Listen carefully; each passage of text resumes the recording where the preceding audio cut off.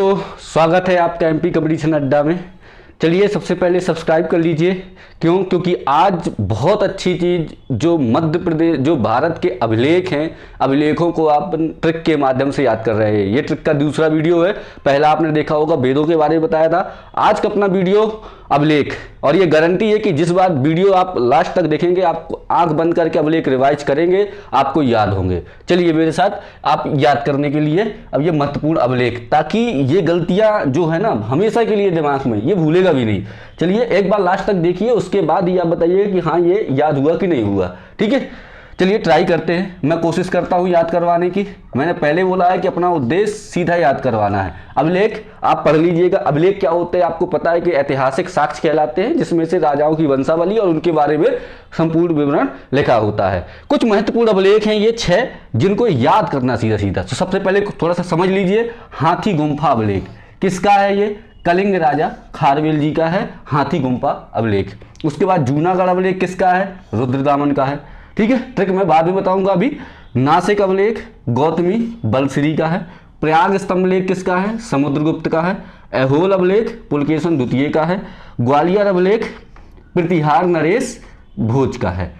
अब चलिए इनको याद करते हैं। देखो, याद करने के पहले थोड़ा सा आप अपने दिमाग में ये भी सोचिए कि अब मुझे बिल्कुल एक्टिव होना है और पूरी तरीके से इसको याद करना है। देखो भाई, सीधी सी बात है, यदि आप तैयारी कर रहे हैं, पर चाहे 1000 बार लो, यदि आपके दिमाग में याद नहीं है तो किसी मतलब का नहीं है। और चाहे जितनी बार एग्जाम देंगे, सिलेक्शन बड़ा मुश्किल है। इसलिए क्या होना चाहिए कि जो भी चीज़ पढ़े वो याद हो। अब याद कुछ चीज़ें तो चलो, जो कहानियां हैं वो अपना दिमाग आसानी से याद कर लेता है, लेकिन जो इस तरीके का फैक्ट है ना, ये इनको याद करने के लिए आप पढ़ोगे और भूल जाओगे, तो इनको ट्रिक के माध्यम से ही याद कर सकते हैं। अब चलिए मैं आपको बताता हूं किस तरीके से इनको, अभी आप थोड़ा सा एक्टिवेट हो जाइए और अभी के अभी अपन याद करके इनको फ्री करते हैं 5 से 6 मिनट में। हाथी गुम्फा अभिलेख किसका है? कलिंग राजा खारवेल का। देखो इसकी तरीका क्या है, इसको पहले आप 7-8 बार अच्छी तरीके से इनको पढ़ना है, ताकि ये आपके बिल्कुल दिमाग में फीड हो जाए कि ये नाम लगभग आपको आसान लगने लगे पढ़ने में। ठीक है, हाथी गुम्फा अभिलेख कलिंग राजा खारवेल।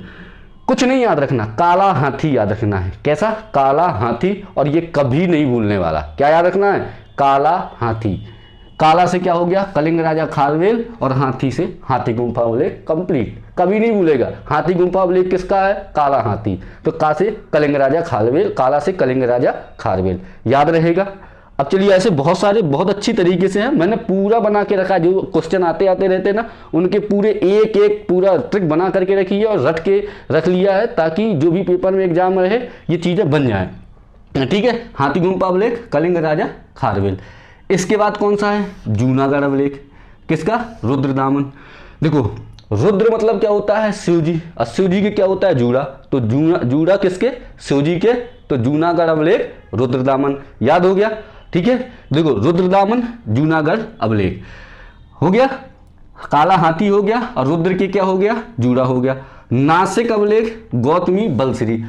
अब गौतम नाश हो। ठीक है, तो इसको इस तरीके से आपको जोड़ना है कि गौतम जी की नाश हो गई, तो गौतमी बलश्री या नासिक अभिलेख। क्लियर हो गया। इसके बाद है प्रयाग स्तंभ लेख किसका है? समुद्रगुप्त का। तो प्रयागराज इलाहाबाद, वहां पर क्या है? 2 नदियों का संगम है, 3 नदियों का संगम है, और समुद्र जैसा दिखता है, इससे याद रखना है। तो प्रयाग स्तंभ लेख किसका है? समुद्रगुप्त का है। ये भी याद हो जाएगा, प्रयाग स्तंभ लेख समुद्रगुप्त। ठीक है, उसके बाद ऐहोल अभिलेख किसका है? पुलकेशन द्वितीय का। ऐहोल अभिलेख पुलकेशन द्वितीय का। अब इसको कैसे याद रखना है? ऐहोल अभिलेख पुलकेशन द्वितीय, इसको याद रखना है। पुल में क्या हो गया? होल हो गया, यानी कि गड्ढा हो गया। पुल में क्या हो गया? होल, यानी कि गड्ढा हो गया, याद हो जाएगा। तो ऐहोल अभिलेख पुलकेशन द्वितीय हो गया। पुल में क्या हो गया? गड्ढा हो गया, तो ऐहोल अभिलेख पुलकेशन द्वितीय। ग्वालियर अभिलेख किसका है? प्रतिहार नरेश भोज का है।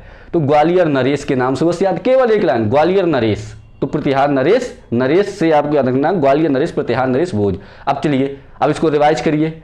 सबसे पहला कौन सा है? हाथी गुम्फा अभिलेख। क्या याद रखना है? काला हाथी। ठीक है, हाथी गुम्फा अभिलेख मतलब काला हाथी, तो किसका है? कलिंग राजा खारवेल।